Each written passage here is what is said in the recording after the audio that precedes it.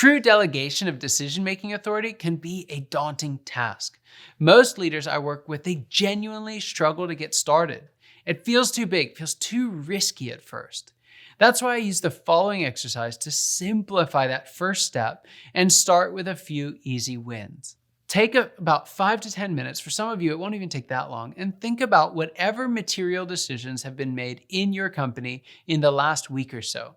And then you're going to categorize each one into the following 4 categories. First, we have things that you should decide and are decided. With these, it's easy. Keep up the great work. If this is truly a decision that only you can make and you're making it, that's a win in my book. Give yourself a pat on the back, and let's jump into the second. Next, we have the things that you should not decide and are not deciding. And you're on a roll. You don't need to decide what brand of printer paper you use or find the next K-Cup vendor for your office Keurig. This list, however, it's going to get a little bit longer. That's because next we have things that you should not decide but are deciding. And ouch. Honestly, for most of my clients, once we get past the initial I don't know, this list gets very long. If you don't have a long list here, you've either already done this exercise and are delegating authority like a pro, or you need to give this a little bit more thought. To find out why this is important and why it's costing you so much personally and professionally, let's look at the 4th and final category.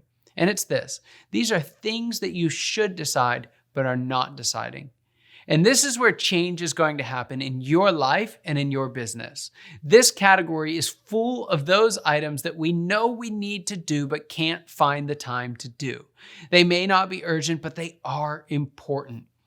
These are the problems that actually keep us up at night.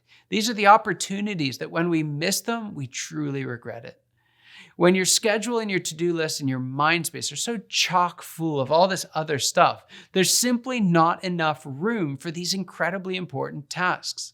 By delegating the decision-making authority that you've been holding on to, you'll be able to free up that space that you need to focus on these few areas that actually have the ability to create positive change for you and the business.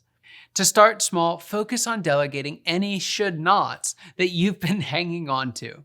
And when you do, you'll need the strategies in the following 3 videos to make sure it works and that it sticks.